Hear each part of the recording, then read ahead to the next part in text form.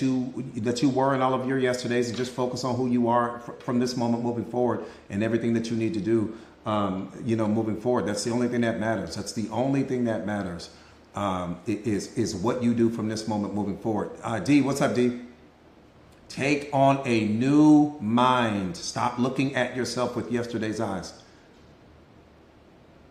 It's the worst thing you will ever do. It's the worst mistake you will ever make. You got to have a short-term memory when it comes to you. Short-term memory when it comes to you. You get over things quick and it's on to the next thing. We don't have time to keep carrying over yesterday's problems and mistakes, all of the failures, the setbacks, the letdown, how you lost yesterday. It doesn't matter. It doesn't add value to you. It doesn't add value to you. Let go of everything that's not adding value to your life right now. Callie Jane, what's up, Callie Jane? So good to see you. Nitro's in the building. What's up, Nitro? Rather say putting my seatbelt on. That part right there, and that's crazy, Cat Lover, that you say that, because that's literally what they teach high-profile quarterbacks. You got to have a short-term memory. If not, we're going to lose the Super Bowl. If you keep thinking about what went wrong in the last play and what you did wrong last quarter, we're going to lose. You know what I mean? That's literally what they teach high-profile, the Tom Brady's of the world and the Peyton Mannings of the world and the, quarterbacks like that, the Patrick Mahomes of the world. They teach them, and you got to have a short-term memory. But that translates over to life, man. That's the problem. We're always looking at ourselves through our last mistake and that last failed relationship and all of these things, and it doesn't matter. Like, that doesn't add value to you. It only takes value away from you. And when you develop that mindset and you stop punishing yourself for everything that you're not, or for yesterday's mistakes, everything changes in that moment. Everything changes. This moment is the only one that matters. The previous moment no longer matters. Whatever happened in the previous moment, it doesn't matter anymore. It doesn't matter anymore. It doesn't matter. Just thinking about it is already, we're already wasting time. Just the fact that you're thinking about it.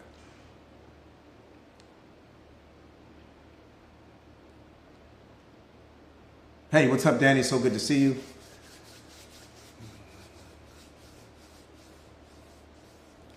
Lavish, what's going on? What's going on? What's going on? You're welcome. Thank you so much. Thank you, Martin. You're welcome. You're welcome. You're welcome. Melissa, so good to see you guys. Be where your feet are. That's what's important. Be where your feet are. Mentally, spiritually, and emotionally. Be where your feet are. The number one indicator that you are in the wrong environment is if you can't be there mentally, spiritually, and emotionally. If you can't stay rooted in that moment, you're in the wrong place. Be where your feet are. Heaven sent. What's going on, Mama? So good to see you.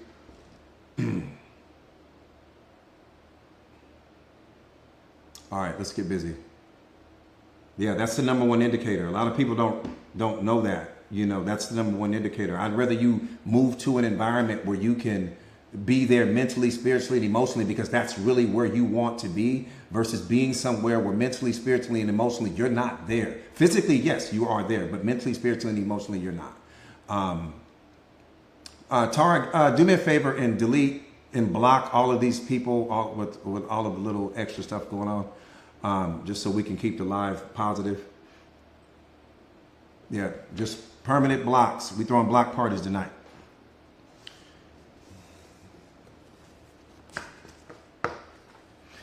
Okay.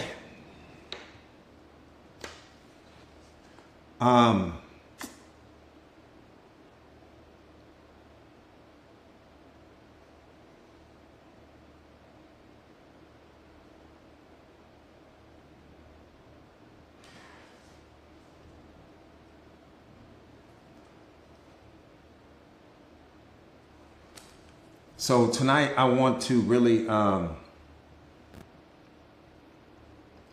tonight's live stream is really about, let me say this, and I want because this is an opportunity. See, I didn't catch that, and that's my mistake. That's my mistake. When you become self-aware, right, you find the opportunity in everything. Right, you find the opportunity in everything, and that person or people that said whatever it was they were saying, right? That was negative. That was a golden opportunity, and I missed that. That was a golden opportunity, and I missed that. That's my mistake. Let me tell you what I mean by that.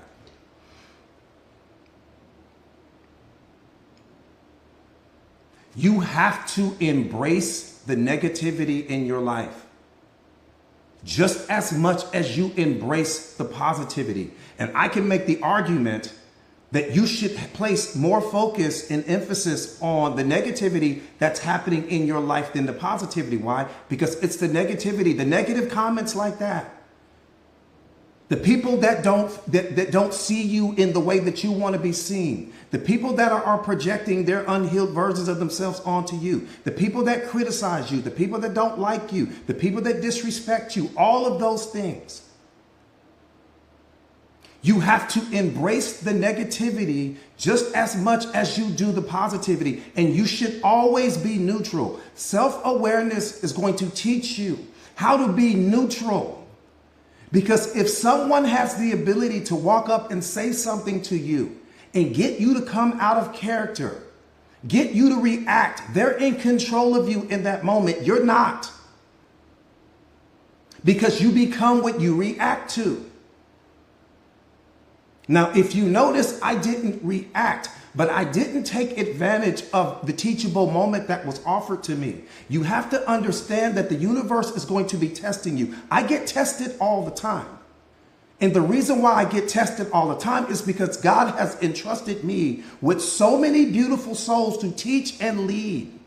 And I can't do that if I'm, battling with people in the comments and I'm reacting to people and I'm giving people all of this energy that I shouldn't be giving them. But I still can take advantage of the opportunity to show you guys how emotionally bulletproofed I am. That's what's important. Because if you're not emotionally bulletproof, that means that you're always going to be a slave to people, places, and things. And in that moment, when you react to that negative comment, you become disconnected from God in that moment. You become disconnected from your divine essence. You become disconnected from higher mind, and you go into lower mind, and now you're reacting. That's ego personality. Lower mind is all ego personality. So now you lose it. Okay, and that's just so important for you guys to understand. Again, you don't owe that person your energy. Like I said again, whatever their opinion is belongs to them. It doesn't belong to me. They're already, catch this. The person is already suffering because the only thing that can come out of you is what's in you. You can only give me what you are in possession of. So if you're giving me anger, that means you're already in possession of it. And if I react to it, that means I become that. The self-aware person sees that coming a mile away. You see that coming a mile away.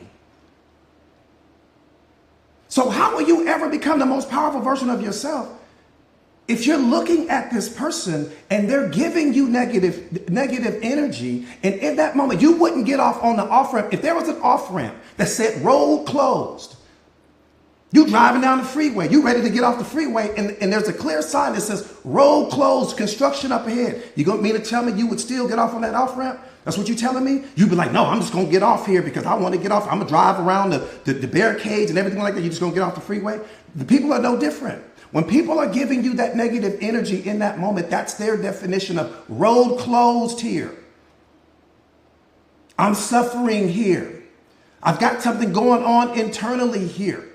And if you react to that situation, it's the equivalent of you getting off on that freeway where the sign clearly showed you road closed up ahead. So whatever happens after that is on you. That's what I'm saying.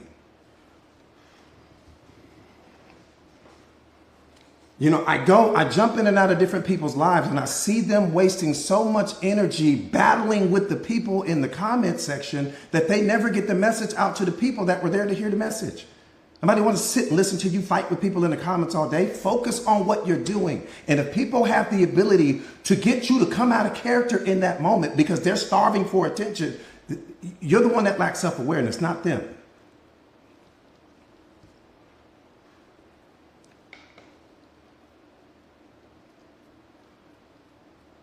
right? You got to be neutral. But watch this. You have to be neutral when it comes to the positive comments as well.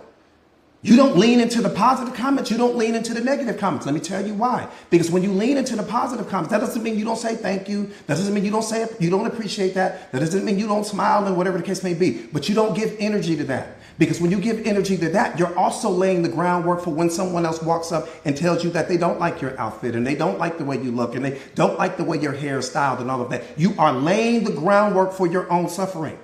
Okay, you're supposed to be like the rose in life. When you walk up and tell that rose, you're the most beautiful rose in the world, that the compliment belongs to you, not to the rose. The rose is going to always be neutral, right? So in that moment, you're the rose. Some people are going to love the way you look. Some people won't. Some people are going to love your fragrance. Some people won't. Some people are going to love your complexion. Some people won't. Oh, well, all of that belongs to them. It doesn't belong to you.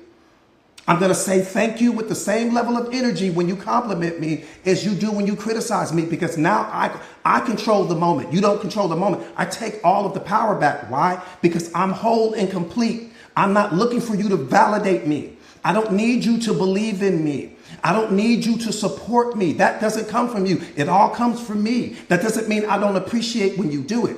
But what I'm saying is that if I don't give those things to myself, and I'm going out seeking external validation, and I'm going out looking for people to believe in me, looking for people to support me, looking for people to love me, and all of those, I'm in trouble. I'm all the way in trouble. The moment that I step outside of myself looking for anything, I'm in trouble. Because now I've placed a psychological contract on you to give me something that really I only have the power to give myself. You don't have the power to give me belief. Belief comes from me. It doesn't come from you. You can support me, but the belief has to come from me.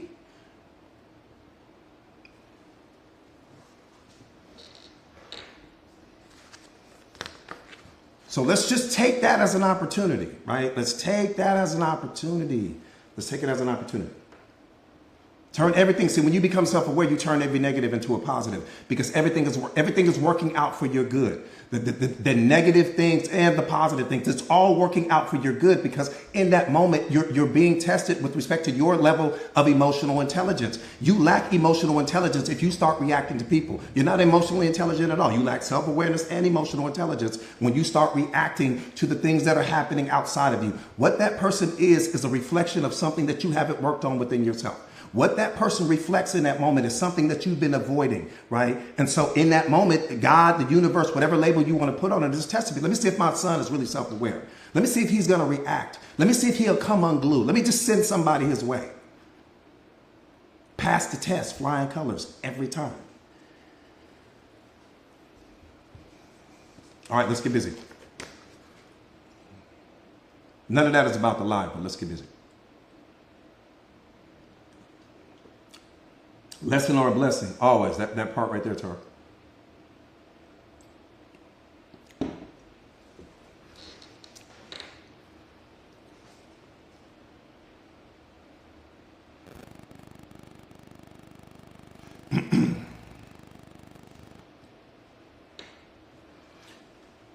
You can leave a toxic relationship all day. You can leave the toxic relationship. But if you don't heal what attracted you to them in the first place, you're going to keep meeting that person all over again. Same demon, different body. You can leave the toxic relationship, but if you don't heal what attracted you to that person to begin with, you're going to meet that person all over again. Same demon, different body. This is awareness.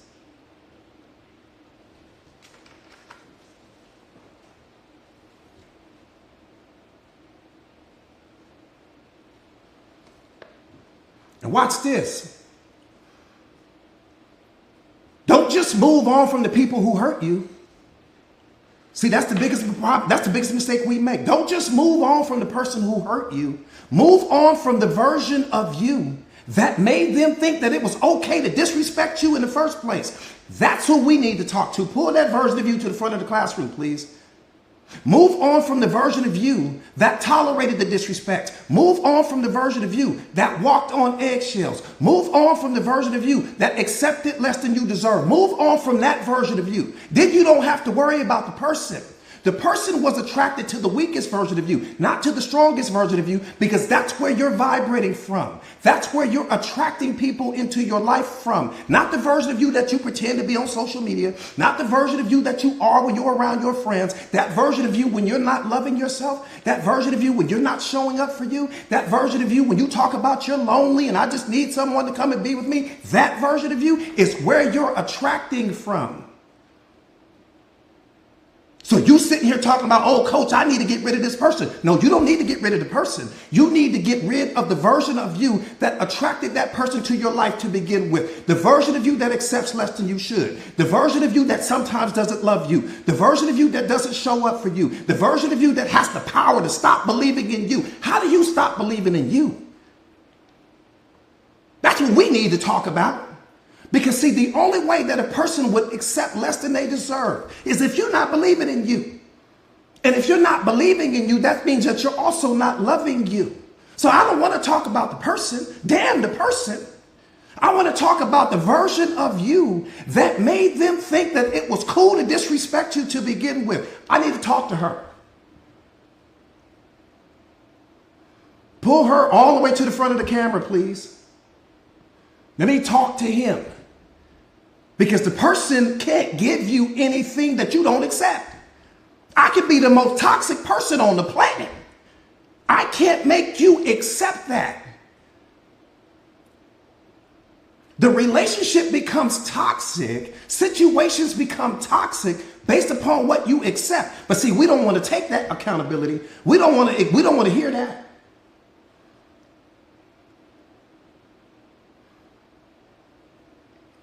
We don't like to hear that. I could bake the most delicious chocolate cake on the planet. I can't make you take a bite.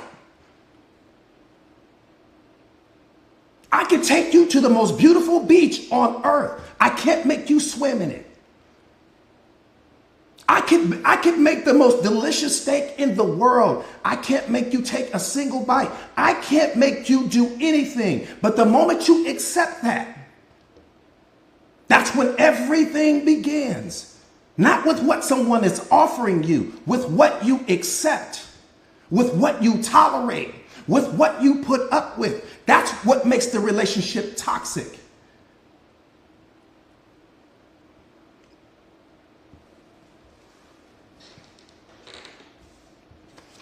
See, I deal in universal truth.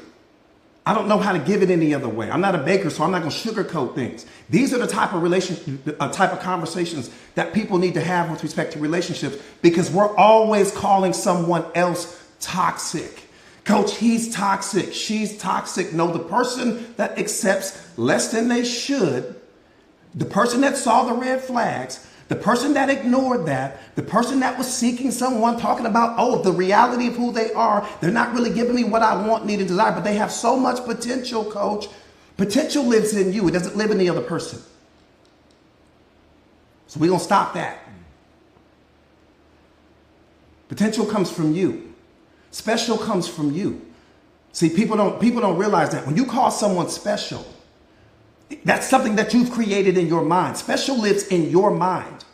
Because special, when you call on someone special, what you're doing is you're looking at that person's actions. You're looking at their behavior. You're looking at the talent that they have. You're looking at all of these skills that they have. But you're applying what you would be doing in that situation. And then you project that onto them. But you got to understand that your programming and conditioning is not their programming and conditioning. So how you see that person, they may not see themselves. So special lives in your mind.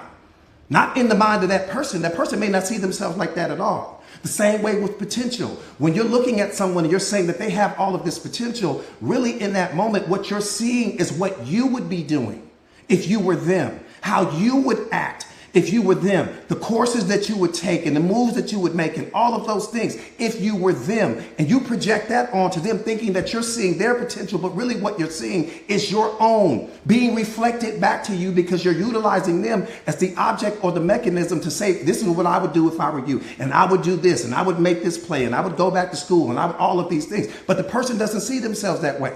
That's why most people never live up to the potential that you see in them.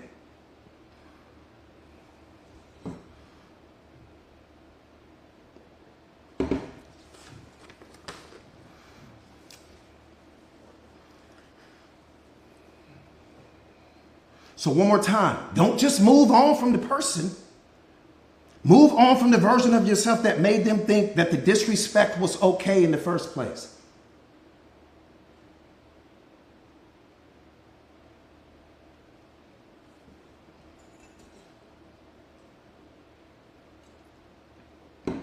Because if you don't heal that version of you, you're going to end up in the same relationship again, different demon, same demon, different body.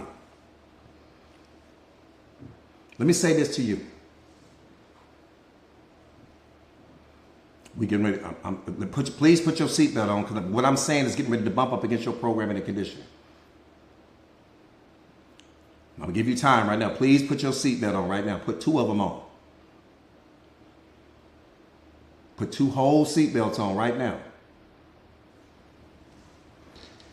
Because what I'm getting ready to say gonna bump up against everything you believe to be true, but you ain't gonna. But your spirit is gonna. Your spirit is gonna be jumping up and down, because I'm speaking to your spirit right now, not to your programming and conditioning. I'm speaking to your spirit, not to your programming and conditioning. So listen with your ears and not with your emotions right now.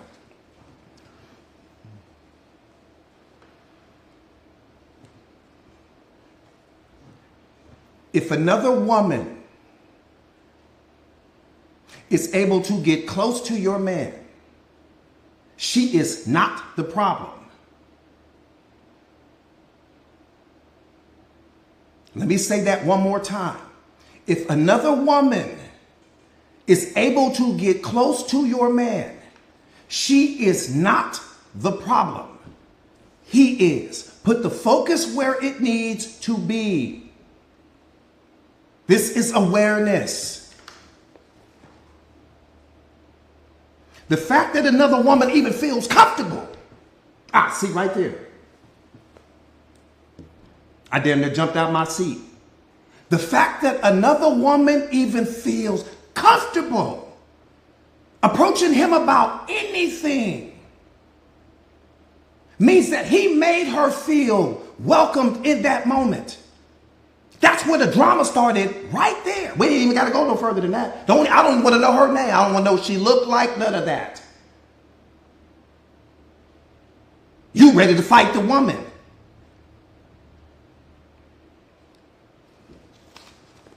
If another woman can get close to your man, she is not the problem. The fact that another woman even feels welcomed, the fact that another woman even feels welcomed is disrespectful to your whole situation.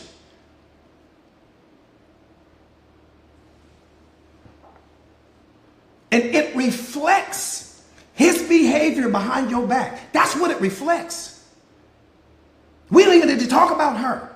It reflects who he becomes when you're not around. That's the only thing it's reflecting. We don't need to talk about anything else. Leave her out of it, because you're reframing the conversation. Now you got to keep the heat where the heat is.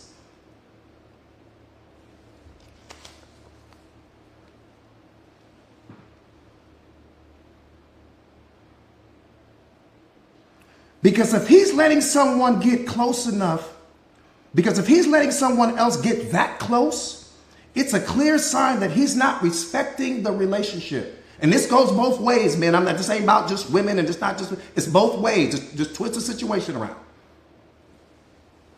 Let me say that one more time. If he's letting someone get that close, it's a clear sign that he doesn't respect the relationship. If someone was even able to get that close, if someone even felt that welcome, mean that he was inviting all of that, she was inviting all of that. That's where the problem is. The problem is not her. The problem is not him. The problem is the person that made that individual feel welcomed in that moment. To even deliver, I got to make you feel welcome in order for you to deliver whatever it is you're trying to deliver.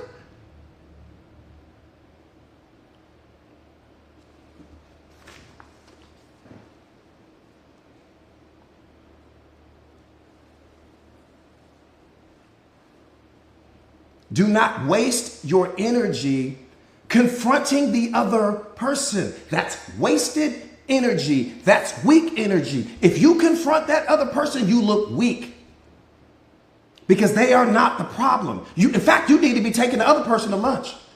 That's what you need to be doing. You need to take them, go get them a Coach bag, a Chanel bag, a Gucci bag, because they just saved you 5 years of 10 years of trauma. Because what they revealed to you is that you've been sleeping with the enemy this entire time. You need to go take that person out to lunch, high five them, or get them some coffee from Starbucks, whatever the case may be, because they just saved they just saved you for the next 5 years or 10 years or 15 years. Why? Because this person was moving in a certain way behind your back that you may have never figured out. See, we look at it through the wrong filter. You ready to fight the person? No, you need to be celebrating that person, because what do you think that she finna get, or he's getting ready to get? If that person acts like that with you, it's because there's a version of them that doesn't know how to be loyal to anything. And so if they weren't loyal to you, they won't be loyal. So that's all that person is doing. It's taking something off your hands that you didn't need anymore anyway. Don't fight the person. No, leave them alone. Don't get them something nice and say, thank you. All of that belongs to you now. Thank you. And guess what? I'm going to lick my wounds. I'm going to go somewhere. I'm going to go pray to God. I'm going to go sit somewhere by myself. I might go have to get me a coach or a mentor, whatever the case may be, but I will heal. Thank you for letting me out of that prison that I didn't know I was in. Thank you. Now, all yours. That's your problem now. I take off skipping down the street. Don't confront the person. The person just saved you. But see, we don't look at it that way, because when you're walking around living out of your ego personality and your pride and lower mind and all of that, you're just ready to react. You want to attack the person. The person is not the problem. The third person is never the problem. The problem is the person that made the third person feel welcome to begin with. That's the problem. Put the focus where it needs to be. Come on, we talking about self-awareness and self-mastery here. We ain't talking about the lower mind. We talking about the hood stuff. We're talking about high level, highly intelligent, spiritual intelligence here. This is self-mastery here. I don't want to focus on the third person. The third person helped me to figure out what my problem really is. And what's crazy is 9 times out of 10, you felt that. Energetically, you felt something was off, but you didn't have no evidence. But your intuition was going off like a 5-alarm fire. And then that situation happened. It was only confirmation. Man, stand on that. But yeah, that hurt your pride. Yeah, it hurt your ego. Yeah, it hurt your persona and your little image and all of those, but it saved you. The person just saved you from a burning relationship that you didn't even know you were in. You owe that person.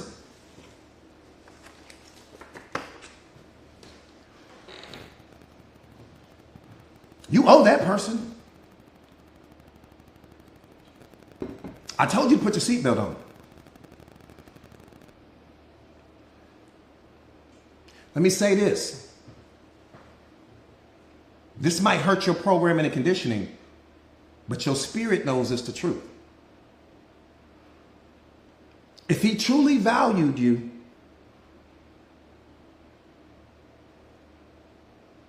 no one else would feel that comfortable trying to get close to him. If he truly valued you.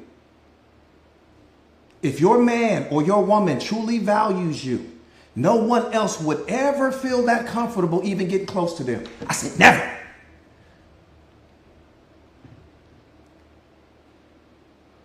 See, when you have a powerful relationship with someone that you genuinely love, you damn near feel disrespected when a person walks up and tries to break that union that you have with that person. You damn near feel disrespected when you are in a real relationship and you genuinely love your partner. When you 1 foot in and 1 foot out, you entertain in everything.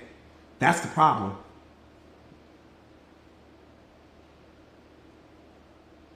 Not only that, when you are genuinely in love with your partner, when you are genuinely committed, you radiate an energy that people around you pick up and they know, nah, she ain't that one. Something about her aura, her essence. She don't look, she got an energy about her that looks like that's saying, don't talk to me. I'm not that one.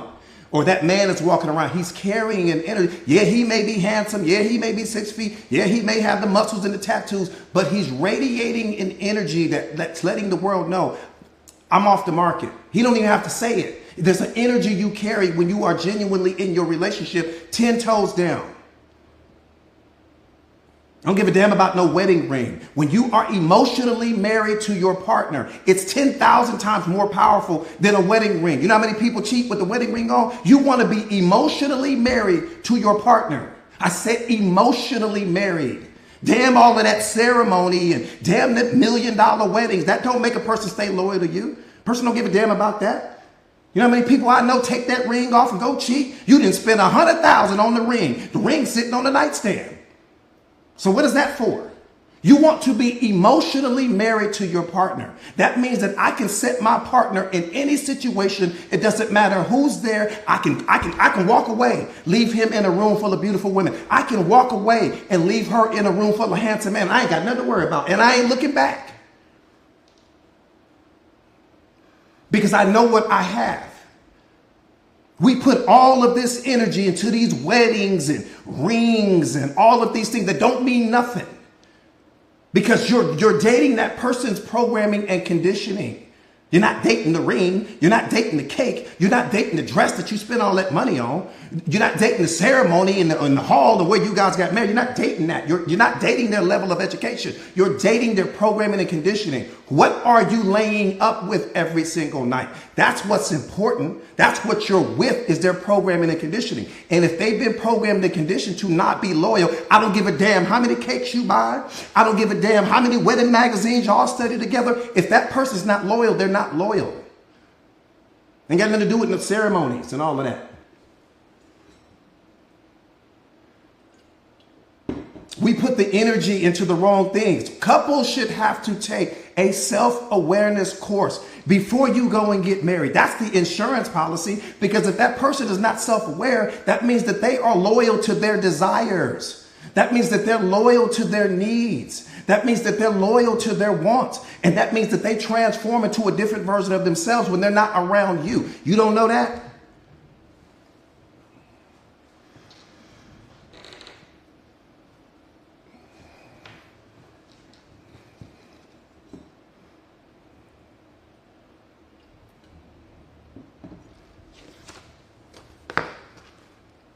I'm telling you.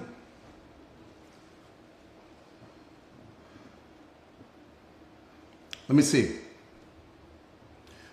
Let me see how many self-aware people are on this live tonight. What do you think is the biggest threat to your relationship?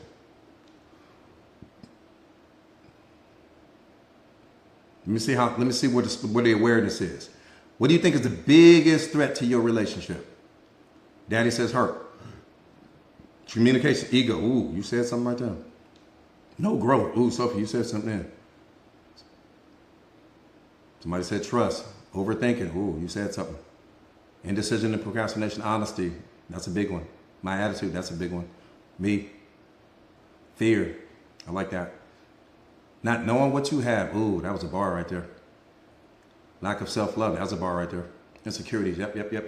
If I didn't know what I know, I could definitely borrow a lot of what you guys said, for sure.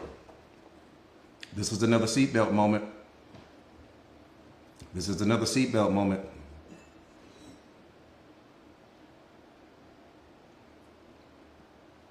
Somebody said loyalty. Yeah, this is another seatbelt moment. Please please strap it up.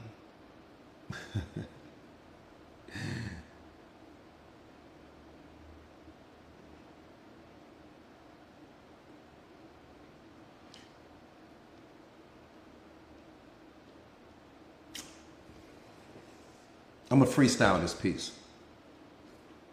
I know it so well, I don't even have to. Let me freestyle this piece.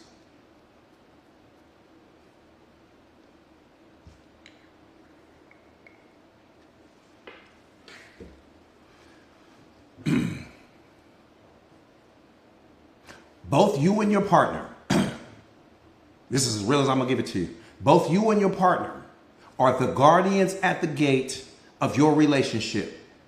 Okay? You guard one side of that gate, he guards the other. Both parties are the guardian at the gate of that relationship. Anything that gets past that gate becomes a permanent part of the relationship. It's never on the person that got past the gate. It's always on the person that opened the door.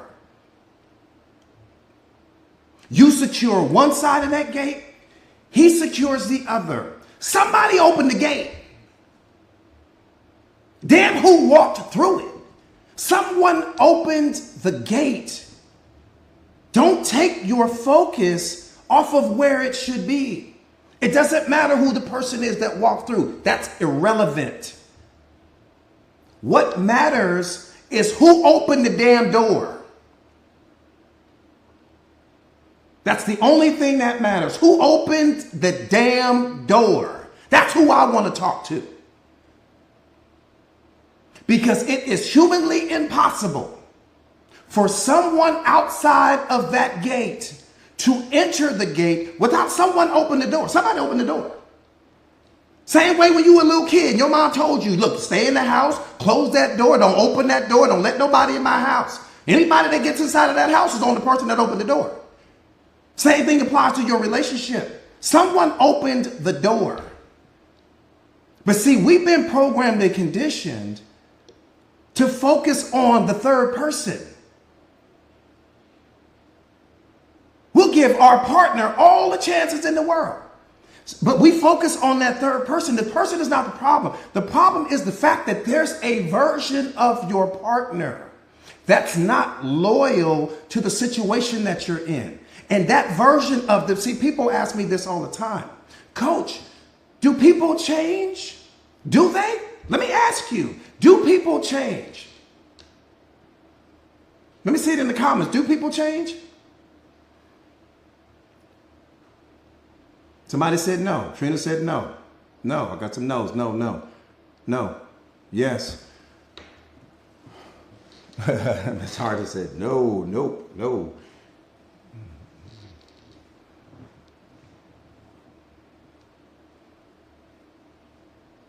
I mean, somebody said when it's beneficial to them. That was a bar. This is an important question. This is an important question. Do they change?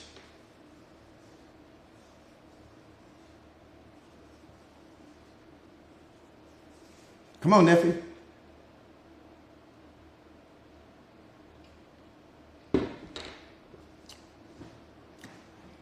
Here's the answer. People don't change. For as hard as that may be for you to hear, people don't change. They evolve, which means that the version of them that did whatever it is they did still lives in them. So when you are considering taking someone back, understand that the version of them that they became in that moment when they did whatever it is they did still lives within them. What happens when the right person comes along in the future and triggers that version of them again? What happens then? We didn't take care of the problem. All of the I'm sorry's and the baby I'll never do it again and all of this other stuff like that didn't take care of the problem. It put a Band-Aid on the problem. It pacified you for a moment, but it didn't take care of the problem. The problem still exists. I'm sorry means nothing if the behavior hasn't changed. If the behavior has changed, then I'm sorry is not needed. When a person genuinely loves you, they're going to change the behavior that made them have to say, I'm sorry to begin with. Then there's no reason. I don't need you. Show me I'm sorry by changing the behavior. Don't give me the words. Because if you give me the words, but the behavior hasn't changed, then your I'm sorry means nothing. Doesn't mean anything. So you tell a person freeze, don't apologize. Change the behavior, and I'm watching you. If you love me enough Change the behavior. Keep the apology, because the same energy that it takes you to apologize to me is the same energy that it takes you to change the behavior, because the behavior changes in your mind. So you ain't got to go nowhere. You just need to make a decision. And that decision is either you love me enough to change that behavior or you don't. I'll watch for that. Keep the apology though, because it don't mean nothing to me yet until I see the behavior change. So when I say to you that people don't change, let me qualify that just in case you're struggling with that.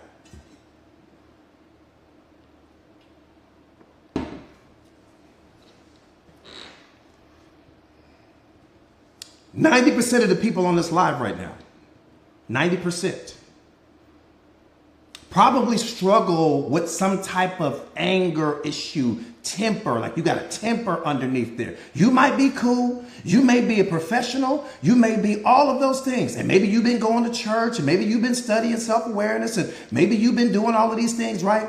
You become a mother, or you become a father, or you become whatever the case may be, right? But that version of you that will go off on somebody for playing with you, let the right circumstances happen and tell me that version of you won't emerge again. Let somebody play with your kids and watch that version of you pop out. You've evolved, but you haven't changed.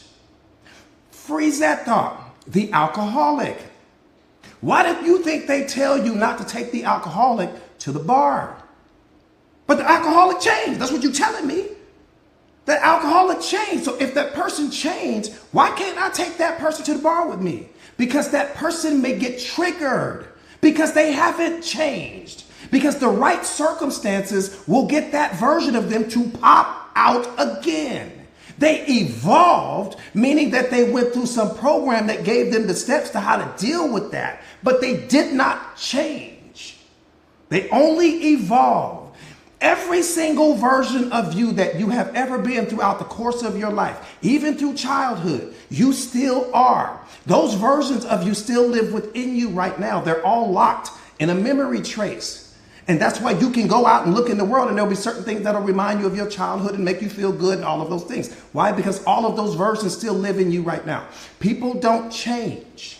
They evolve. Big difference. So when a person cheats on you, and the only way that a person can change is if they have become self-aware, because that means that the self-aware version of them realizes the damage that they're getting ready to cause you, and they'll back away from the situation because they understand the pain that they're getting ready to bring to the moment. The person that lacks self-awareness is only thinking about themselves in that moment. They're only thinking about their desires in that moment. They're only thinking about how the situation is going to benefit them. They'll think about you after they get caught.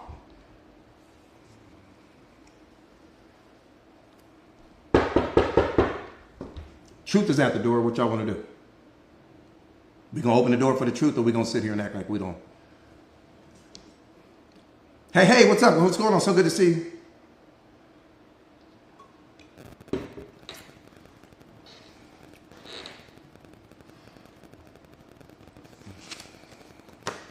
Y'all said open the door. Open the door. Come to get the door. Get the door. Get the door. Yeah.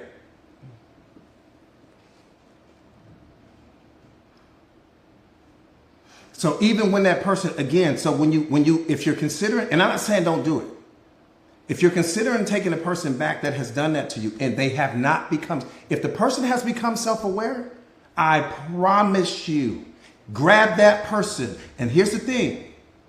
Don't grab the person because, see, if the person is like, oh, I'll start studying self-awareness, I'll change, I'll do it. They're not doing it for the right reasons. You have to understand that self-awareness is not something that you go find. Self-awareness is something that finds you. So if that person is studying self-awareness with you just so they can win you back over or because they're trying to, it's not going to work that way. Self-awareness is not something that you can just pick up and start studying and all of a sudden you just become transformed. Don't get manipulated like that. It does not work that way. That's the same way that same way as this. When two couples go to therapy, watch this. Come on. Damn, truth. When two couples go to therapy, one of them don't want to be there. When two couples go to therapy, one of those parties, one person there does not want to be there. That's a diamond hard fact. You will never see a situation where two people are going to therapy and they both want to be there. Someone doesn't want to be there. Someone is pretending in that moment. Someone is really 1 foot in the relationship and 1 foot out of the relationship. And let me tell you why. Let me qualify that. Let me qualify that just in case you're struggling right now. Let me tell you something about love. Love will make you go fight a lion for your partner. Love will make you jump in an ocean. Your partner then fell in the water. Somehow, some way fell in the water. It's sharks in there and everything. Love will send you in that ocean to go pull your partner out. Will send you out in the forest. You fighting bears and everything. Love does that. So anytime when there is genuine love in the relationship, you don't need to talk to anyone. You don't need someone to counsel you. You don't need the preacher. You don't need the pastor. You don't need the therapist. Why? Because love will make you say, baby, what am I doing wrong? What do you need me to change? What do you need me to be for you? What do I need to do more of? What do I need to do less of? And you will do it. You don't need to talk to nobody. You don't need to do any of that. The fact that you guys are going to the counselor is because someone is not willing to do what they need to do. Someone doesn't really want to participate in the growth. Someone is 1 foot out, 1 foot in. I'm telling you. When there's genuine love there, we don't need to talk to nobody. Because whatever it is I'm doing in that moment that's bothering you, I'm going to fix it because I love you.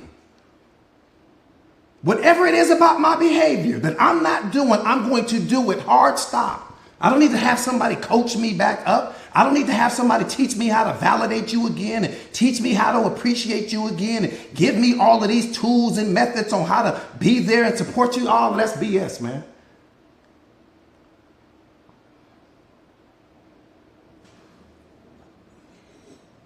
If somebody's got to teach you how to appreciate your partner again, the relationship is in trouble. Somebody's pretending in the relationship.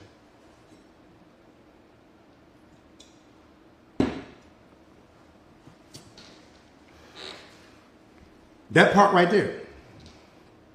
That part right there, Lisa, that part right there. What am I doing that's rubbing you the wrong way? And you're going to stop it. And when you stop it, you're going to stop it with all the love in your heart. You're not going to stop it with resentment. You're not going to feel like it's work. You're going to stop it with all of the love in your heart because you see that you hurt your baby. Come on now. You're going to stop it. Hard stop. Right then and there. And it's over.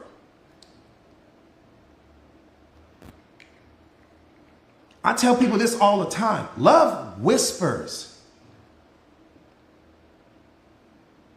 When I'm talking to my beloved, love whispers. She ain't got to tell me all loud. Love whispers. It's a whisper. And you hear that. Her whisper is as loud as a marching band when love is real. All she had to do is whisper. We talk about this all the time. Asking twice is begging. Because that person heard you when you said it the first time. So anytime that you have to start asking your partner things 2 and 3 times, it's because they no longer value the sound of your voice. We don't want to accept that. Asking twice is begging. Anytime that you got to ask your partner 2 and 3 times, your voice has lost its power in the mind of that person.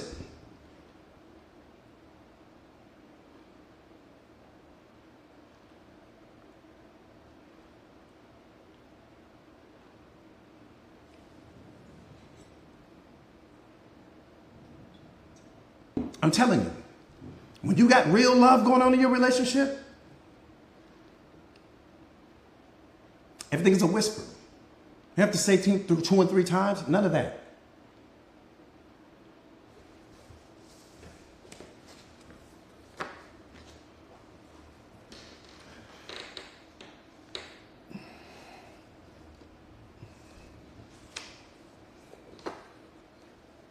Somebody said something about the narcissist. What'd they say?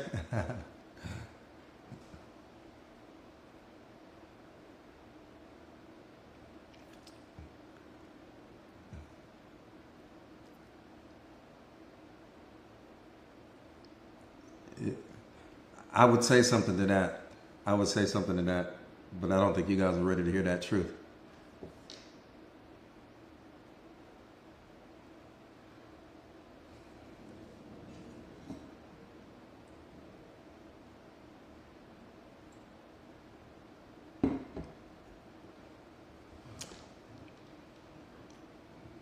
You guys ready?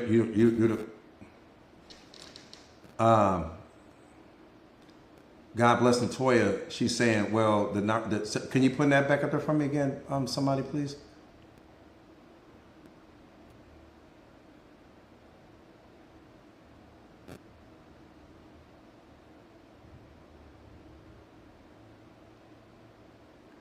But see, the problem with when we say that, what people don't understand is that before you become self-aware, everyone has a version of that in them.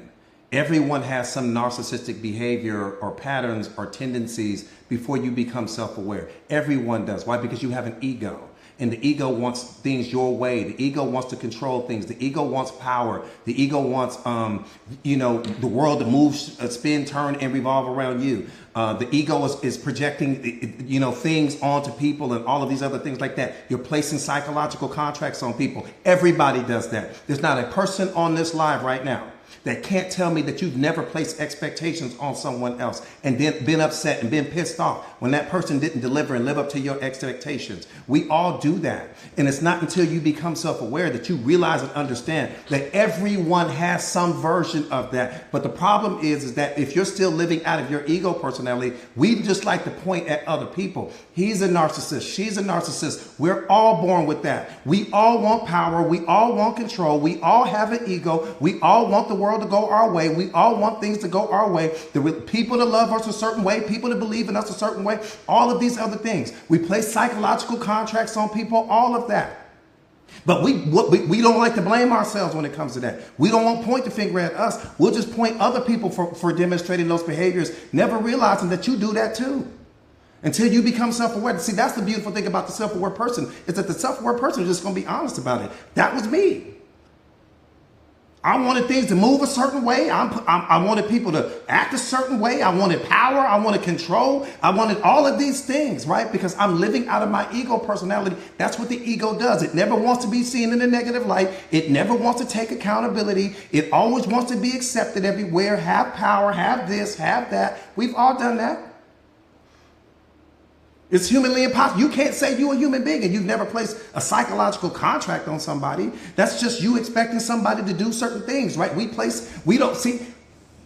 That's the whole narcissistic tendency right there. Watch this. You don't see that? You've never been in a relationship with someone and demanded that loyalty? Yes or no? Have you ever been in a relationship and demanded that loyalty from someone else? It's a simple yes or no. Come on, let's be honest here. We ain't got a cap on this platform. You have been in a relationship with someone and where you guys understood, where you expected that person to be loyal to you, which means bypass all of the other opportunities that you could have. Because I want you to give me everything. Give me your time. Give me your energy. Give me your attention. Don't give it to anyone else. Even though you may meet someone that's infinitely better than me for you, you got to pass that person by and come back and be loyal to me. Come on, man. But we want to blame everybody else for being narcissists.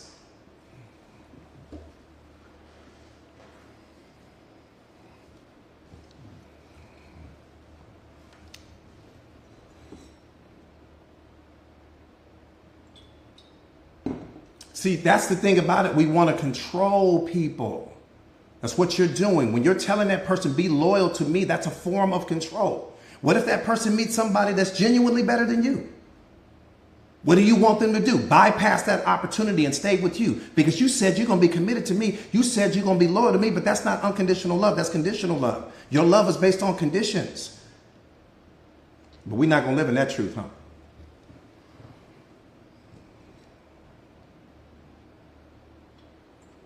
Unconditional love means that even if you find someone for you that's better than me, I love you so much, I want to see you go and be happy because that person can do more for you than I can. Unconditional love means that I want to see you be happy, even if that happiness doesn't include me, because I genuinely love you. Unconditional love means that if you wake up Saturday morning and you decide that you want to go live your life, you want to go experience something different, I thank you for everything you gave me. I thank you for the moments you share with me. I thank you for everything that you have been in my life. I thank you for the version of myself that I got to become in your presence. And I love you, and I have no resentment towards you when you leave. That's unconditional love. The majority of the people don't carry love like that. Your love is based on conditions. As long as that person is staying with you, you love them. As long as they treat you a certain way, you love them. As long as they do this and do that, you love them. As long as they're nice to you, you'll be nice to them, you love them. That's conditional love. That's a contract. That's business. It's not love. You give me something, I'll give you something. That's business. That's 7-Eleven. It's not love.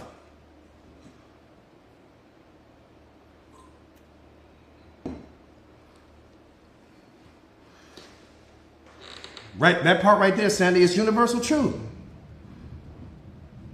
But that's how majority of relationships are working. You think you love that person unconditionally, but most of us don't love ourselves that deeply. So how you loving somebody else unconditionally, you don't love you unconditionally yet.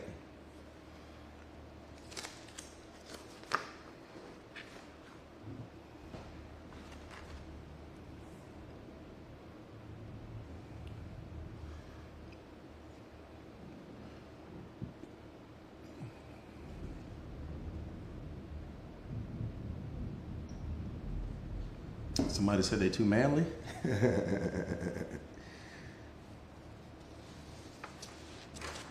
All right. Why do relationships fall apart? Let me see what the awareness is. Let me see what the awareness is. There's only one reason. Why do relationships fall apart? There's only one reason. Blackout V8, I appreciate you, baby. I appreciate you. Somebody said lack of communication, expectations. Ooh, you guys are far away. People don't grow. I like that. Control, like that. No longer aligned. Money. Because people don't grow, change, trust. Ooh, you guys are. Let me bring y'all to the ocean. Let me bring y'all to the ocean real quick. Let me bring you to the ocean.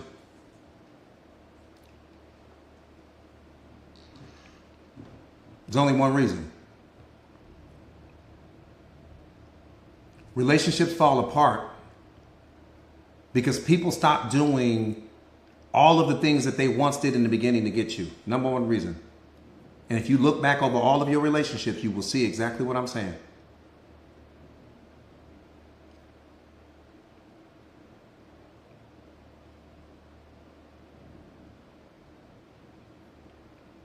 Let me say that one more time. Relationships fall apart because people stop doing all of the things that they once did for you in the beginning. Because if everything that they were doing in the beginning, when they got you, they were still doing right now, you'd be on the top of Mount Everest right now. Campfires and everything going on. Blissfully happy. Look back over your relationship. You'll see exactly what I'm talking about. Live in your truth right now. Relationships fall apart because people stop doing, for whatever the reason, everything that they once did in the beginning to get you. They stop doing it. That's when the relationship falls apart. Here's the thing. Man, you got to check that. That's the most important thing. So when I talk about being the guardian at the gate of the relationship, that's what you're checking. We're so busy focused on how other people are living their lives and what's going on social media and all in everybody's celebrity gossip and in these people's business over here and all of those things. But you're not checking the perimeter fence of your relationship. There are things that your partner is slowly stopped doing. Anything that gets introduced into the relationship becomes a permanent part of the relationship. Anything that gets introduced into the relationship becomes the new standard. You don't know that? Anything that you allow to become introduced into that relationship that was an original part of the agreement, the whole relationship has shifted now. It's no longer the same. And then every day, something is slowly shifting. Somebody stop doing this. Somebody stop doing that. Somebody stop doing this. And you're not catching it. Why? Because we're so caught up in what's going on with everyone else's business. That is your most important relationship because that person knows more about you than anyone. They see the most vulnerable aspects of who you are. What do you mean? Where are you? What are you paying attention to? What are you watching? You didn't catch your partner when the door stopped opening. You didn't catch your partner when the flowers start coming. You didn't catch your partner when the morning kisses start coming. You didn't catch your partner when the morning hugs and all of that. The moment you didn't catch none of that. Where were you at? You allow these things to become a new normal in your relationship. The standard got set. And then once you start talking to your partner, talking about, we need to go back to doing this again and go back to doing that again. It feels like work to your partner now. Why? Because you dropped the ball.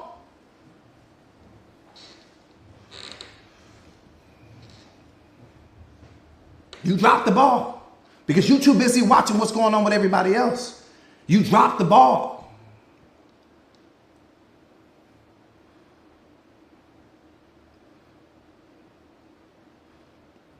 You dropped the ball.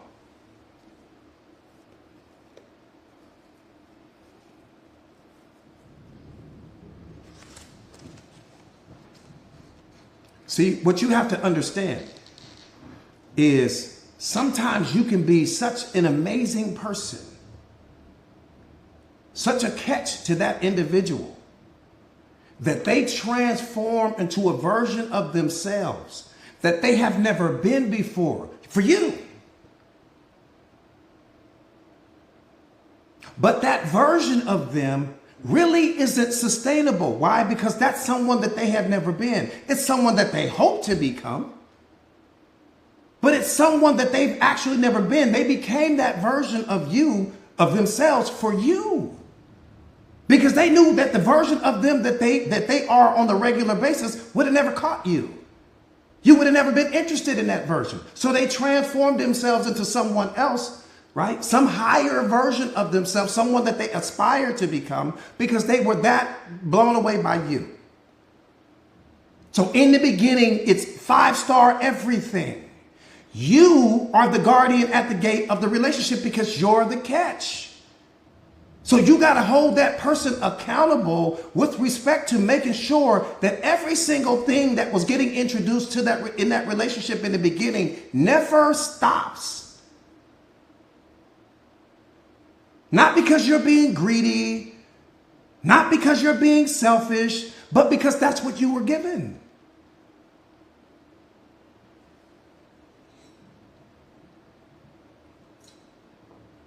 Anything that you let slide in the relationship becomes the new normal.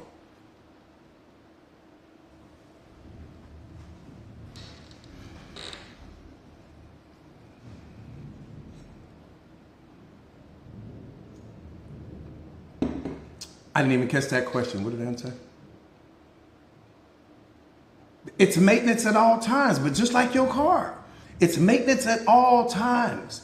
It's your most important relationship because everything is coming from that. The kids is coming from that. The businesses are coming from that. Opportunities are coming from that. Families are coming from that. It's the most important relationship. It's not hard. I'm just checking the perimeter fence of my relationship to make sure that everything is staying intact versus having my nose all in everyone else's business, wondering what's going on with celebrity news. Your relationship is a full-time job, but both partners are checking the perimeter fence to make sure that everything that we started doing in the beginning, we don't stop doing, because the moment that we stop doing those things, the relationship has transformed and now you don't know what it is.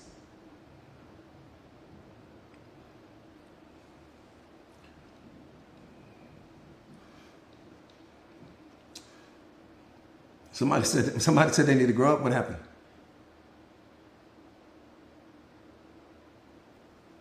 I kind of, so if we point it out and they don't do it, is that it? What do you mean when you say point it out and they don't do it? See, here's the thing. Watch this. I'm going to give you an example of what I'm saying. Let's say I'm with my beloved, right? And I open the door for her all the time. I'm gonna give you an example of what I'm saying. I open the door for her all the time. But I get out of the car and I don't open the door. If I'm her, I'm sitting there. That's it. I'm sitting there. And what's gonna happen, it's gonna click. Oh, baby, I'm sorry, and I'm gonna go back and do it, right? Because maybe I lost focus for a minute. I lost whatever the case may be. But if she opens that door and gets out on her own, under her own power, in that moment, a new standard has been set. In that moment, something new has been introduced to the relationship. Now I don't open the door. Now I feel like I don't have to do it. But that wasn't how the relationship started. That's what I'm saying. So it's not about her. It's not about arguing and doing all of those things. Why? Because I'm already used to doing it. The only thing that she's doing in that moment is sitting there like a queen should, waiting for me to come and open the door. Nothing has to be said. Why? Because it's already something that I've allowed. But if she allows me to go 2 weeks, 3 weeks, 1 month without doing that, and then she finally says something after I'm way down the road, she finally says something, that's on her now. Because now that feels like a job to me. Now I feel like the person at the valet parking meter. You see what I'm saying? So day one, she checked it. It never had an opportunity to become a habit, is the point not to be missed. Some of you guys have allowed things to go 2 weeks, 3 weeks, 6 months, 1 year without you saying anything. And then finally you guys get in some argument about something small and you bring it up and now it feels like work. You should have said something day one. Why did you let this go all of this time? Also have to be accountable for them too, right? I think I understand your question. I'm not sure.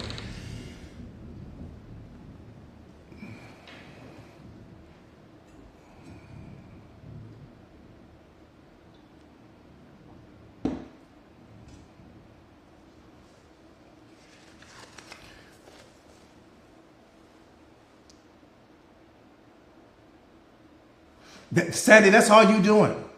That's all you're doing. It's maintaining the standards. Sandy, you nailed it, right? We came into the relationship. We created certain standards. I need to make sure that we uphold the standards. I need to make sure that we don't step outside. We don't start coloring outside the lines of whatever those standards are. Why? Because I'm protecting my tomorrow. That's what I'm doing. But if we come in and we've got certain standards set and I'm allowing him to slip here and allowing her to slip there and allowing all of these new things to be introduced to the relationship, then the relationship, that's not what I signed up for. That's no longer what you signed up for. That's no longer what you fell in love with. Now it's transformed and metamorphosized into something else. How do you think relationships become toxic? Because somebody wasn't protecting the standards that the relationship was built upon. Somebody stopped protecting it. When did the disrespect become introduced? It wasn't there in the beginning. How did it get there? When did the poor communication happen? It didn't happen in the beginning. How did that happen? How did all of this new stuff get introduced into the relationship? Because somebody's not protecting the relationship.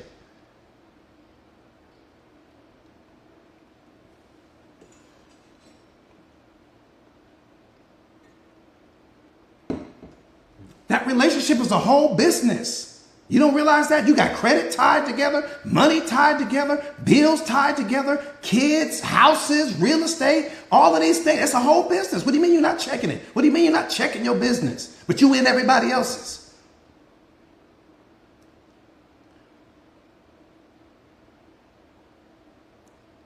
You said, what if it's not a slip, it's intentional, but it's intentional? Then that lets you know the value that person places on you.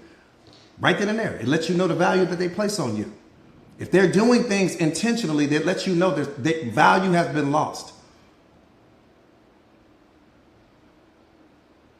That part right there, Lisa, value has been lost. If that person is intentionally doing something, they no longer place the value on you that you think they do. They fumble in you. It's the number one indicator. Yeah, you can get the standards back, right? You can get the standards back, but the problem is that it feels like work now. Now it feels like work. right? Now it feels like work. Now to work to what used to come normal and natural for that person now feels like work.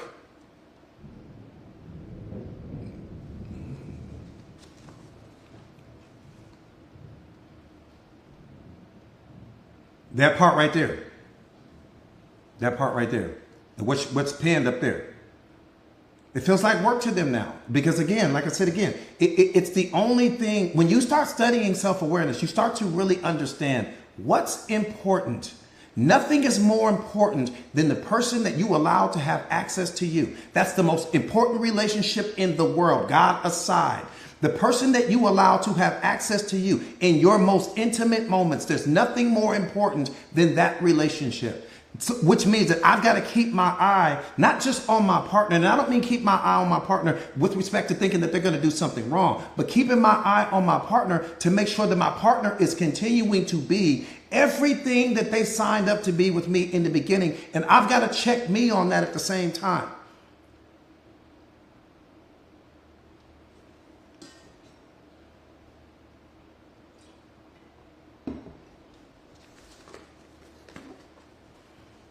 And then the relationship never becomes toxic. The communication never breaks down. The love never breaks down. The intimacy never breaks. Things don't break down because you're checking the perimeter defense of the relationship at all times. I know where my partner is at with respect to their emotions. I know where they're at with respect to what they need. I know what's going on with them. I'm not so focused on what's going on outside of me that I'm not paying attention to what's happening in my own relationship. Again, what's the most important relationship you have? Everything is coming from that. So what could be more important than that? What's drawing your attention away from that? To where all of these standards and all of these new things have gotten introduced to the relationship. And now your relationship doesn't look like anything it used to look like in the beginning because somebody's been slipping.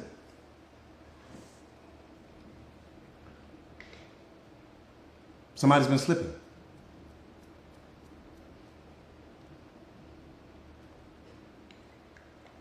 Bottom line, somebody's been slipping.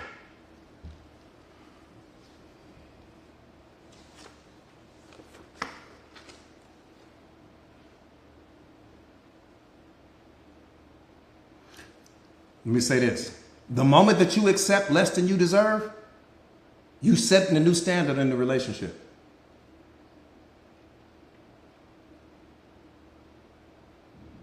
I said the moment that you accept less than you deserve, you have set a new standard in the relationship. Just understand that. I'm not asking you to change anything. The moment that you turn down the volume on your voice and you're no longer speaking your truth, you have set a new standard in the relationship. Those things never come back.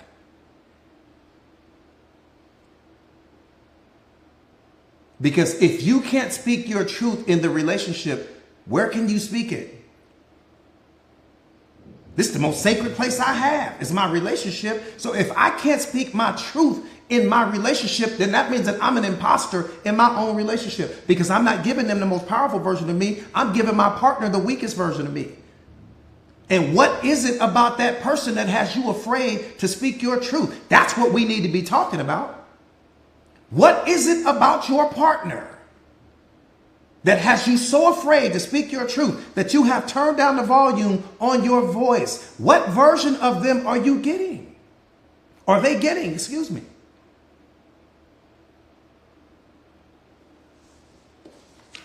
Think about what I'm saying. What are you giving that person?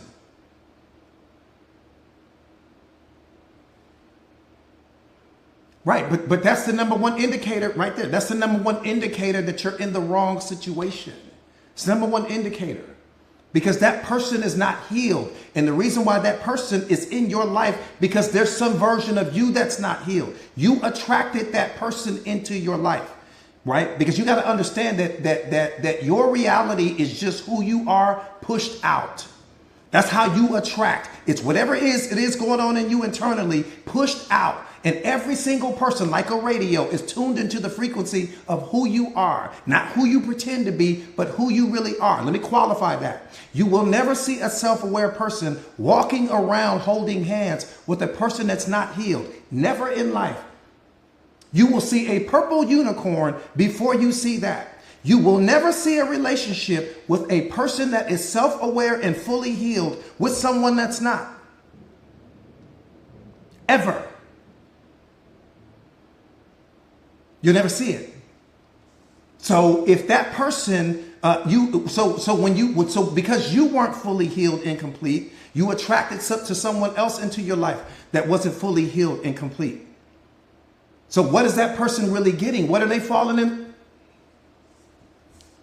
Oh, we get ready to go to the bottom of the ocean. What are they falling in love with? Think about what I'm saying. What are they falling in love with? And then what did you fall in love with? If this man has all of this anger in him, what did you fall in love with? Because unconditional love, if I don't love myself unconditionally, that means that I have conditional love for myself. And if I have conditional love for myself, that means that I'm operating out of my programming and conditioning, and I'm operating out of my ego, and I will project that onto you in a minute. The moment that you jump out of line, the moment that you say something that upsets me, I'm going to project that onto you, which means that I don't love myself at my essence, which means that I never gave you who I am at my essence. I gave you my programming and conditioning. I gave you my behaviors. I gave you my attitude. I gave you this persona in my ego, and that's what you fell in love with. You never fell in love with the man at his essence because he was never operating at his essence. The fact that you told me that the man was operating from a place of anger let me know positivity and negativity can't exist in the same moment. So positivity was not in him, negativity was. Why? Because he was still struggling with something internally. So whatever it is you fell in love with was a fragment of him. There was a fragment of him. There was some piece of him that you liked, and you created a story around that piece of who he was, right? Not the essence of him, just a fragment of him. And you created a storyline around that. And then you fell in love with who you got to become in his presence. You fell in love with the role he got to play in your life. You fell in love with the fantasy and the story, not the essence of who he is, because you never met the essence of who he is. Why? Because he was struggling internally. He was not self-aware. That's why the anger was there. And that's why he was projecting that onto you, which caused you to turn down the volume on your voice, which also means that you weren't loving yourself unconditionally as well. How can I say that? Because the person that loves themselves unconditionally would never tolerate that.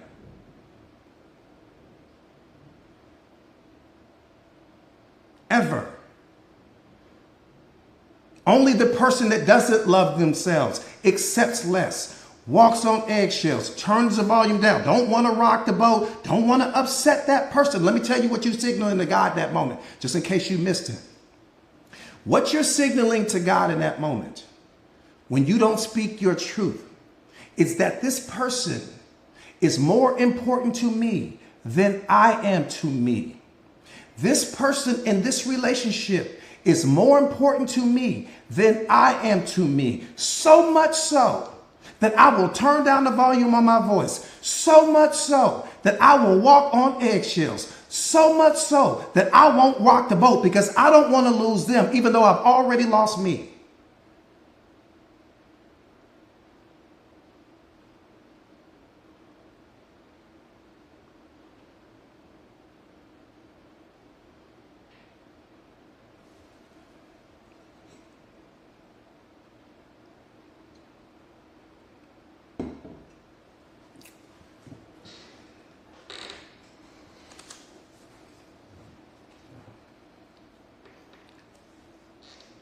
Let me say something to you real quick before I get out of here.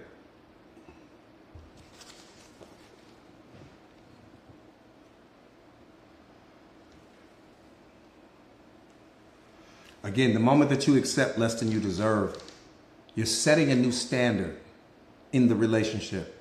The moment you turn down the volume on your voice, I'm not telling you to become confrontational, I'm not argumentative, none of that. The moment you turn down the volume on your voice, you have set a new standard in the relationship. The moment that you're afraid to rock the boat or to speak your truth, you have set a new standard in the relationship. That's all I'm saying. That will never change. So understand, this is your new normal forever. Because the moment you start trying to bow up, and the moment you start roaring up, and the moment you start trying to, now you're going to create a whole sea of problems.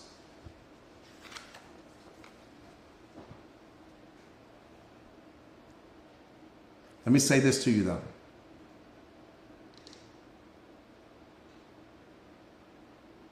Big biz, big biz. Let me say this to you.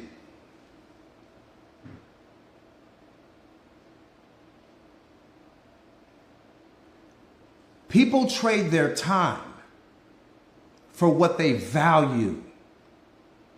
Don't ever get that confused. People trade their time for what they value. So if a person isn't giving you their time, energy, or attention, it's because they don't value you the way that you think they value you.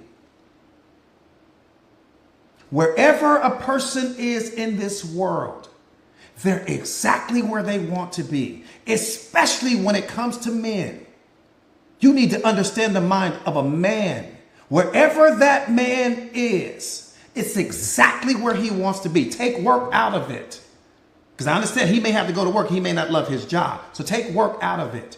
But when he's not at work, wherever he is, whether he's with his boys, whether he's at the bar, whether he's over here, whether he's over there, if you got to blow that person's phone up and beg that person to come home and beg that person, that's not to say that he won't do it. But that's not where he wants to be in that moment. Mentally, spiritually, and emotionally. He'll do it to get you to be quiet. He'll do it to keep the peace in the relationship because he don't want to deal with all the drama. But wherever a person is exactly where he wants to be. You can test your relationship by where your man is most. That's how you will know. If you got to always call this and let's go here and let's go there and always try to make the plans and always try to do this, when he wants to be with you, he will make the plans. He will say, let's go here and have dinner. He will say, let's go here to this movie. He will say, let's go to the park. Let's go to the gym. Let's go to the bookstore. Let's go to church. Let's go to this. Let's go to... You won't have to say nothing when it comes to a man. I'm giving you the mind of a man right now. When that man wants to be with you, you won't have, baby, come on, they got a movie coming out. Baby, come on, there's a new movie on Netflix. Baby, come on, let's go over here. Baby, come on, let's go do that. You won't have to say nothing. This is not, I'm talking about ain't no begging, ain't no violin playing, none of that. You won't have to say anything. When a man is genuinely in it, and any man will tell you that, when his heart is genuinely in it, wherever you are is where he wants to be. When his heart is in it, I said, don't skip that part. When his heart is not in it, you having to blow his phone up. You having to text all the time. When you coming home, when you this, when you that. And that's not to say that he won't come home again to keep the peace. He'll keep the peace. But mentally, spiritually, and emotionally, he's not in it.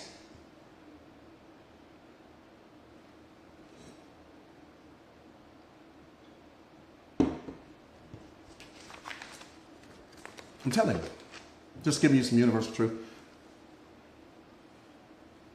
So one more time.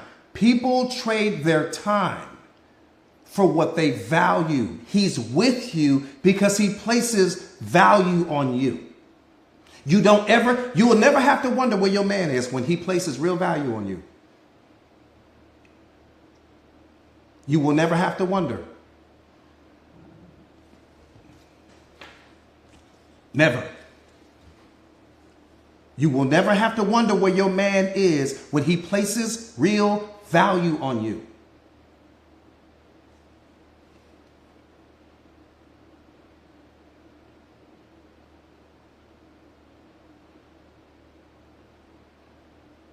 Let me say this. I'm going to give you guys this last one. This is important. Here's the number one sign that your relationship is in trouble. I teach relationship mastery.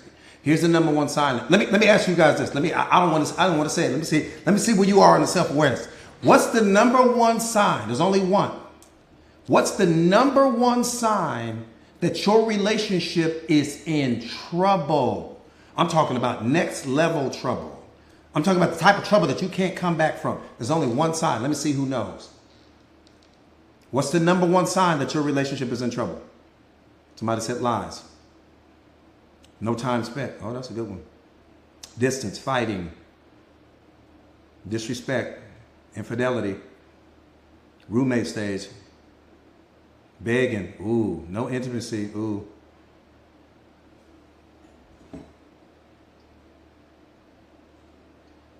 Codependency, being mismanaged. I like that. Contempt. Ascending. Somebody pin what ascending said to the top. Tara, please, or somebody.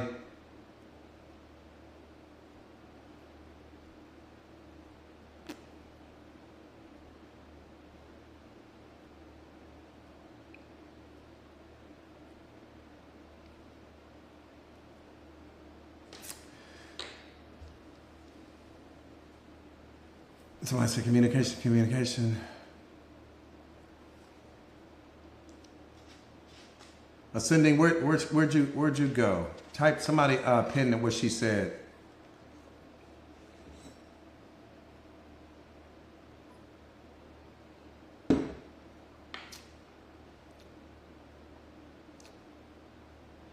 Okay. Okay. No, it's all good. It's all good. It's all good. It's all good. It's all good. She said indifference, right? She said indifference. There is no bigger threat to your relationship than that. That's the one thing that. There you go. There you go. There you go. Thank you. Thank you. Thank you, Mama. There you go. Great job on that. Great job on that. Great job on that. She nailed that. Very few people know what that even. Very few people know what that means with respect to a relationship. Especially in awareness. Indifference is the one thing that most couples, when they go to the marriage counselor or to the pastor or to the psychiatrist or someone that's the counselor, the relationship is there. And they don't know that. Somebody knows that, but what people don't understand is that you can't pull that back. Once someone has reached that place right there, it's over for them. Now, the other person may still be in the relationship, right? May still be emotionally attached to it and all of those things. But that one person that has reached that place of indifference has checked out. It's over. Let me break it down. When your partner becomes indifferent, indifference is the absolute worst thing that can happen to your relationship. Meaning, when your partner becomes so fed up with your behavior, when they become so fed up with the lies and the disloyalty and the poor communication and your behavior and the disrespect and it's like, I'm through. I don't care what you do. Oh, baby, I'm getting ready to go hang out with my boys. Bye. Oh, baby, I'm getting ready to go do this over here. Bye. I don't care. You don't even have to tell me anymore. I'm not checking for you. I'm not texting you. I'm not bothering you. And the only reason why I'm still here, it's because maybe I'm trying to figure out my financial situation. Maybe I'm trying to put some money to the side. Maybe we're in a situation, we're married. I'm trying to figure out how we're going to undo this marriage or whatever the case may be. But I have emotionally, mentally, and spiritually checked out. I'm done. I don't give a damn what you do. Just do it without me. Just don't bother me. When you get your partner to that place right there, there's no coming back from that. But see, here's the problem. That's where the therapist makes their money. That's why the psychiatrist makes their money, even though they know they can't pull you back from that. They can put a Band-Aid on it, meaning, oh, try this formula, try this remedy. It will never work because that person has mentally and emotionally checked out. And maybe there's kids involved. Right? So they're considering the kids' needs and what's going on with them and all of that. But they don't want to be there anymore spiritually. When that person has spiritually removed themselves from the relationship because of your behavior, it's over. Over. That's it. You can hang it up. You can hang it up. If your behavior is that bad that you have allowed your partner to reach a place of indifference, there's no coming back from that. It's the only thing, everything else you can pull that person back from, except for that.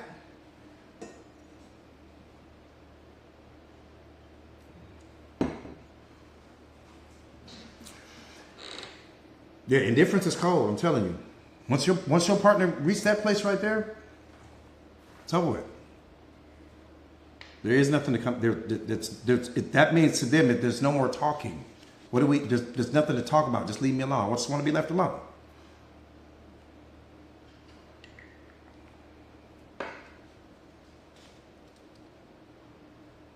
That part right there. And people say that's the worst mistake. I mean, that's an excuse that we use. Don't ever stay for the kids. That's the worst thing that you could ever do.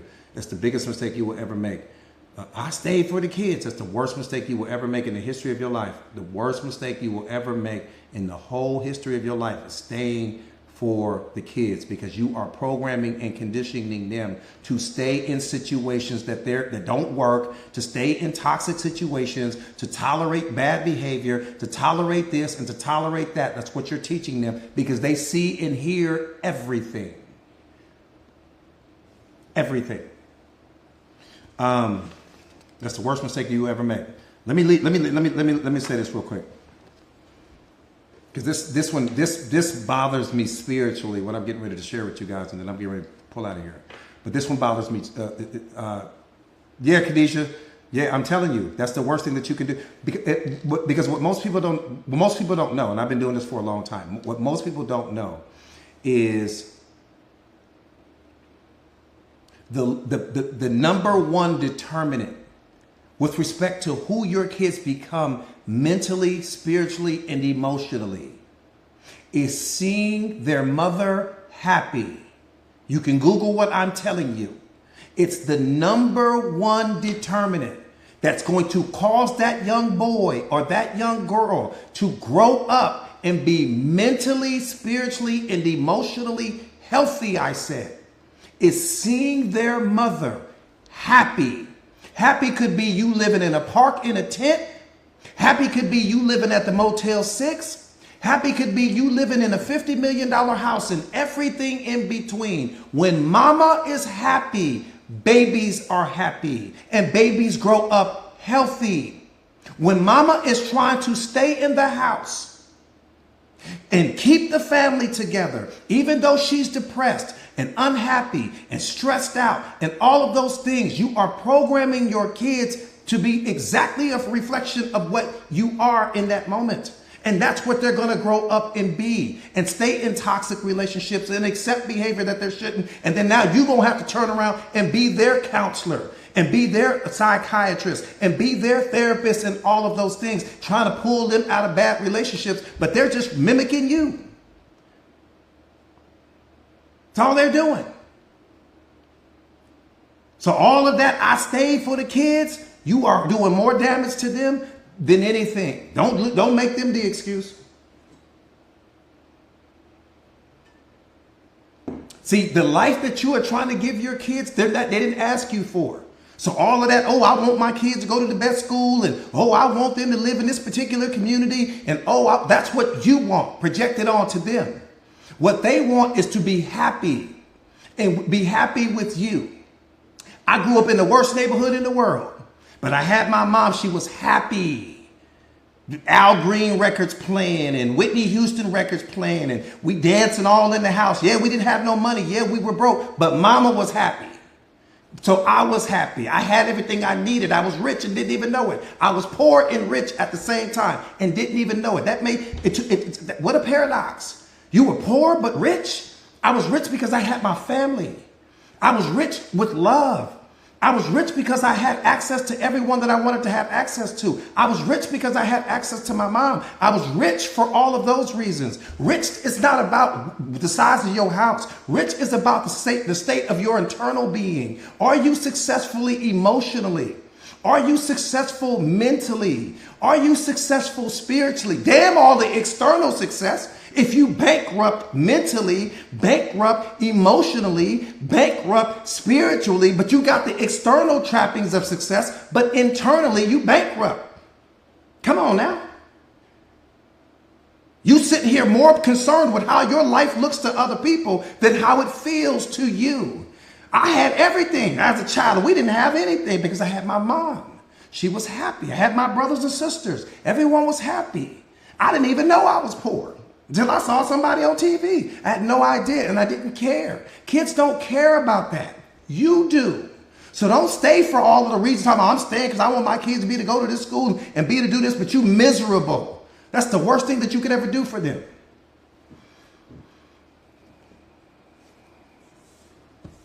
Worst thing.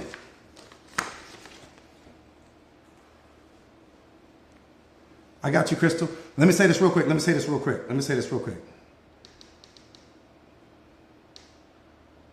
Hang on a minute.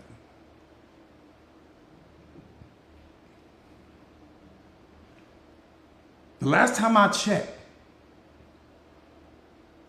love is free. Kindness is free. Compassion is free. Peace is free. Remember, no money here. All free. All of the best things in life are free. So what do you mean you're in a relationship where this person doesn't want to give you love and it doesn't cost him anything? What do you mean you're in a relationship and this person doesn't want to give you kindness and it doesn't cost you anything? What do you mean you're in a relationship and this person has no compassion for you? There's no peace in the relationship, but these things are all free. How do you allow a person to have access to you that won't even give you what doesn't cost them a dime? Now I can understand if you tell me, Coach, the price of love went up, Coach, they charging $1 million. The price of kindness went up, Coach, they charging $1 million. The price of peace went up, Coach, I would understand. I say, damn, okay, that makes all the sense in the world. We talk about things that come free. You got people that are on this live stream right now. You in a full-blown relationship with someone, and they won't even give you what doesn't cost them anything. What is that signaling to you? Man, you got to wake up. How do you not give me what doesn't cost you anything? Love, free. Kindness, free. Compassion, free. Empathy, free. Understanding, free. Intimacy, free. All free. You gotta, the thought that fathers the inaction should terrify you. I said the thought that fathers the inaction should terrify you. Meaning, what were they thinking that made them not want to give it to you? That should scare you to death. You sitting here in a full-blown relationship with someone and everything, the most amazing things in the world. See, God was cold when he did that. He said, I'm going to make sure that all of the best things in the world don't cost you anything. So there's no excuses for a person not to give them to you. He was cold when he did that.